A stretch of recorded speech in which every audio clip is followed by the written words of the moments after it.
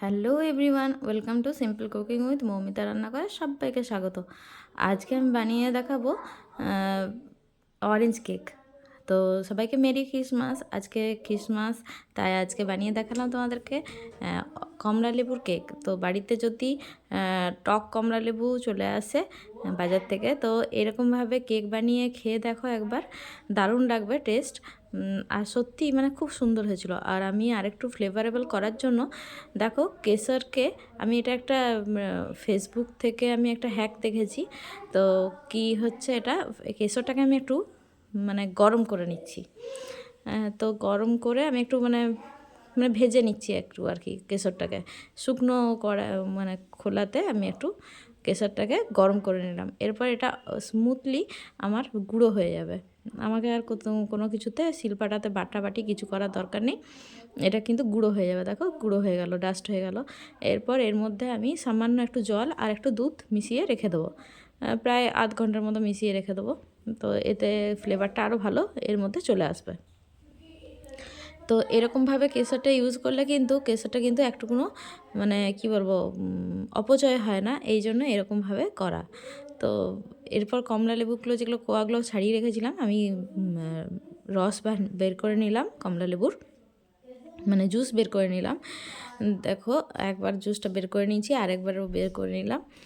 তো এরকমভাবেই আমি বের করে নিই আর একটু ছাঁকনিতে করে ছেঁকে নিই,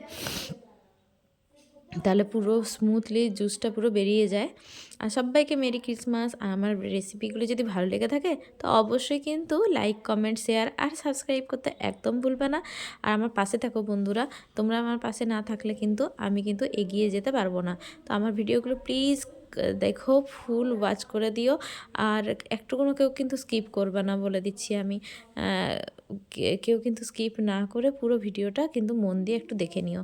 হ্যাঁ, তারপর দেখো এই যে চিনিটা নিয়ে নিলাম, এর মধ্যে আমি 2টো ডিম ফাটিয়ে নেব। আমার ওদিকে অরেঞ্জ জুসটা করে রেখে দিলাম আমি ওদিকে। এরপর মিক্সির বাটি নিয়ে নিয়েছি, 1 বাটি চিনি। মেজারমেন্টগুলো আমি দেখিয়ে দিচ্ছি। 1 বাটি চিনির সাথে 2টো ডিম। আমি যেহেতু 2 বাটি ময়দা নেব, তার জন্য 2টো ডিম নিলাম। এরপর আমি এদিকে পেস্ট বানিয়ে নেব। ওই যেটাতে আমি কমলা লেবুর জুসটা বানিয়েছি সেই মিক্সির বাটিটাতেই আমি বানিয়ে নেব এই পেস্টটা। দেখো চিনিটা পুরো গোলা হয়ে গেল, ডিমটাও পুরো গোলা হয়ে গেছে চিনির সাথে ভালোভাবে। আর আমাকে গুলতে হলো না কিন্তু। এরপর এরকমভাবে বানিয়ে একবার দেখো, খুব ভালো হয় কিন্তু, খুব ফ্লাফি হয় কেকটা। অবশ্যই ট্রাই করো এরকমভাবে। ব্যাকগ্রাউন্ড দেখে কেউ কিছু মনে করো না। আমি যখন রান্না করি না, রান্নাতেই ব্যস্ত হয়ে যাই। আশেপাশে কি আছে আমি সেটা মানে আমার খেয়াল থাকে না। তো একটু সরিয়ে দিলে ভালো লাগতো। তো যাই হোক, আজকে হয়ে গেছে।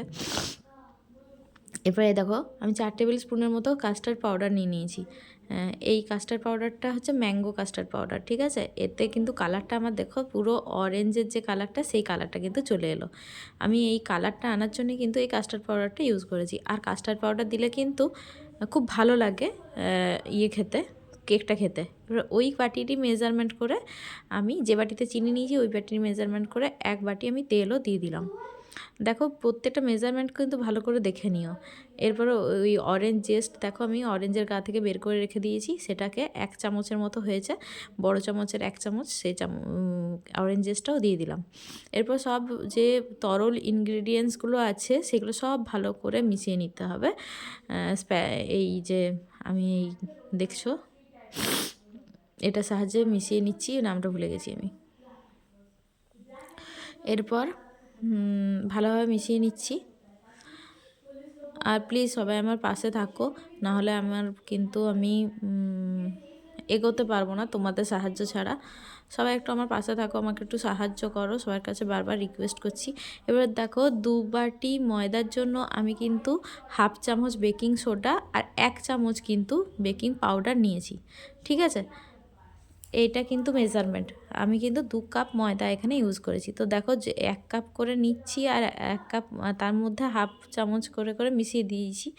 তো টোটাল আমি মিশিয়েছি বেকিং সোডা আর বেকিং পাউডার হচ্ছে 1/2 চামচ বেকিং সোডা আর 1 চামচ বেকিং পাউডার। এই দেখো এটা কিন্তু 1/2 চামচ, মানে 1/4 এটা, আর এটা হচ্ছে হাফ চামচ, দাঁড়াও দেখাচ্ছি, এটা হচ্ছে হাফ চামচ, এটা যেটা দেখাচ্ছিলাম এটা হচ্ছে হাফ চামচ, না এটা হচ্ছে 1/4, সরি এটা হচ্ছে 1/4।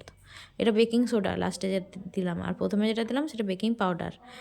তো এবার ভালোভাবে ছেঁকে আমি কিন্তু চালুনিতে করে চেলে পর দেখলে ময়দাটা দিলাম, কারণ ময়দার মধ্যে যদি কোনো রকম কোনো গুটলি থাকে সেটা কিন্তু কেকে গেলে কেকটা ভালো হবে না। তার জন্য যাতে কেকটা বেশি স্পঞ্জি বেশি ফ্লাফি হয় সেই জন্যই কিন্তু আমি ভালোভাবে সব ড্রাই ইনগ্রিডিয়েন্টসগুলোকে আমি চেলে নিলাম।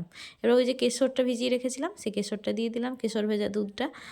এরপর ওটাও মিশিয়ে নেব। আর সামান্য মনে হচ্ছে আমার একটু দুধের প্রয়োজন, তাই একটুখানি আমি দুধ দিয়ে দেবো।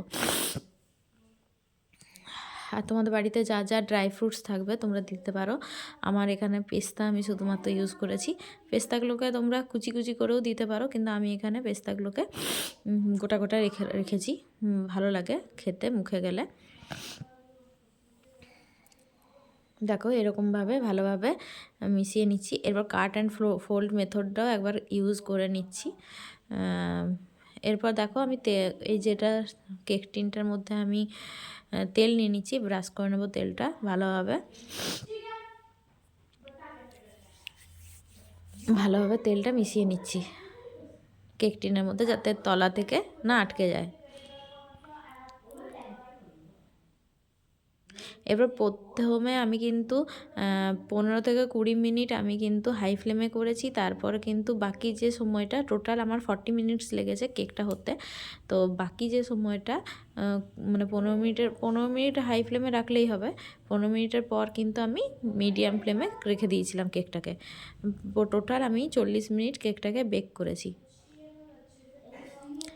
এই প্রসেসে একবার আর চালের গুঁড়ো বলছি, ময়দা একটু ছড়িয়ে দিলাম যাতে তাড়াতাড়ি কেকটা উঠে যায় কেক টিন থেকে। এরপর ভালোভাবে চারদিকটা মিশিয়ে নিলাম, মানে ঘুরিয়ে দিলাম ময়দাটাকে। এরপর আমি আরেকবার কাট অ্যান্ড ফোল্ড মেথডটি ইউজ করে নিচ্ছি, দেখতেই পাচ্ছ। এরপর আমি আবার ওটা ঢেলে দেবো এই কেক মোল্ডের মধ্যে। তো শীতকালে এরকমভাবে বাড়িতে কমলা লেবু থাকলে কমলা লেবু দিয়ে এরকমভাবে কেকটা বানিয়ে নিও, ক্রিসমাসে কিন্তু জমে যাবে। এবার কেকটা ঢেলে নেব ব্যাটারটা কেক টিনের মধ্যে।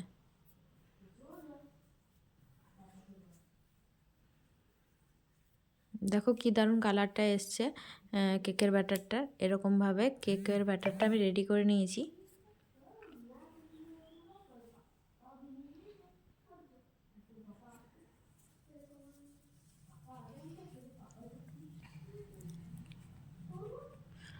তো কেউ কিন্তু পুরো ভিডিওটা স্কিপ না করে পুরো ভিডিওটা কিন্তু দেখবে।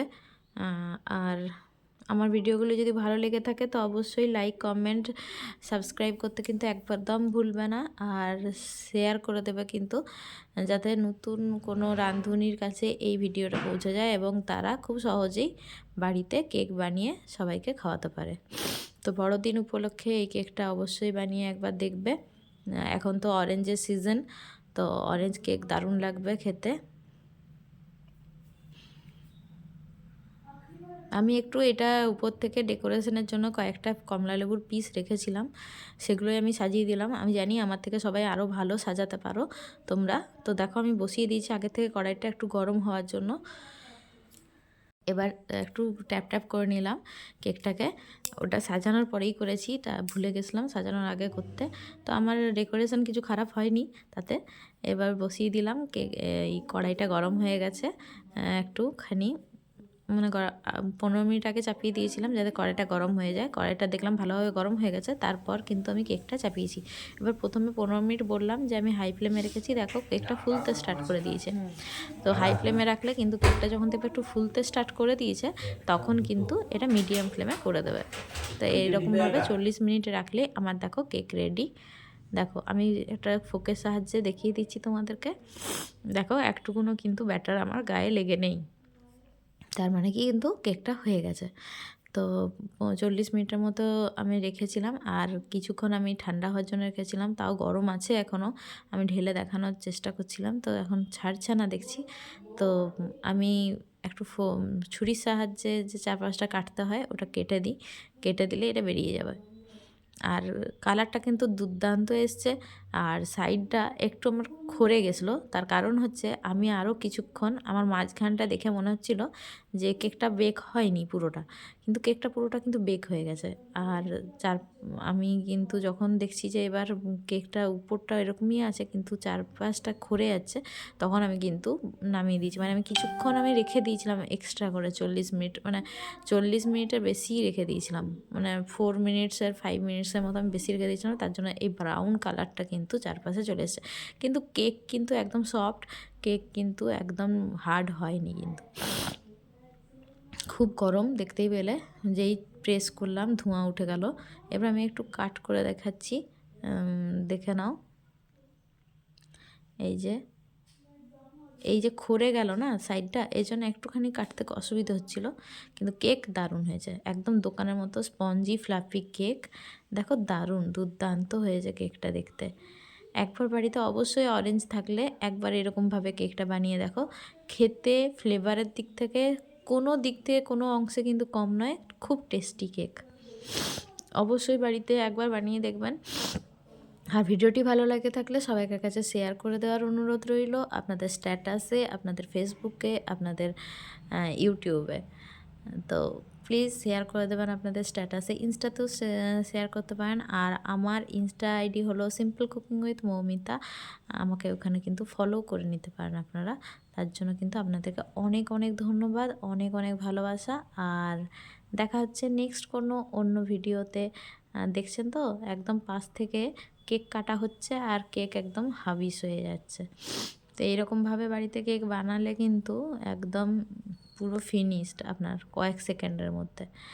তো আমি কেকটাকে এবার ভালো করে কাটিং করে একটা বক্সের মধ্যে রেখে দেবো। সব কেক নিচ্ছে ফেলছে, কি করব বলুন, ঘরে বাচ্চা থাকলে এরকমই হয়। আমি কিছুটা বাঁচিয়ে রাখতে পেরেছি, নিয়ে একটা টিফিন বক্সের মধ্যে রেখে দিয়েছি। Thanks for watching this video. দেখা হচ্ছে আরও অন্য কোনো ভিডিওতে। ততক্ষণের জন্য ভালো থাকবেন, সুস্থ থাকবেন।